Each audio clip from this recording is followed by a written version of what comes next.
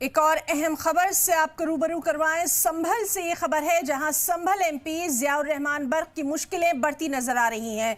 अफसरों की एक टीम ज़ियाउर रहमान बर्क के घर पहुंची है और बर्क को पुलिस नोटिस दे सकती है। जांच में शामिल होने के लिए ये नोटिस दिया जा सकता है। दरअसल मस्जिद पर भीड़ इकट्ठा करने का ज़ियाउर रहमान बर्क पर इल्जाम लगाया गया है। तो संभल से अहम खबर है, जहां एमपी समाजवादी पार्टी के एमपी ज़ियाउर रहमान बर्क की मुश्किलें बढ़ गई हैं। ऑफिसर्स की एक टीम ज़ियाउर रहमान बर्क के घर पहुंची है और बर्क को पुलिस नोटिस दे सकती है। जांच में शामिल होने के लिए ये नोटिस दिया जा सकता है।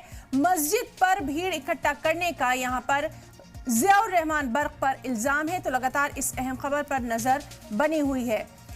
तो संभल से अहम खबर है, जहां ज़ियाउर रहमान बर्क जो कि समाजवादी पार्टी के एमपी हैं, उनके घर ऑफिसर्स की एक टीम पहुंची है और कयास आराइयां यही हैं जो सूत्र बता रहे हैं। सोर्सेज के हवाले से जो खबर है कि ऑफिसर्स की टीम यहां पर उनको नोटिस दे सकती है।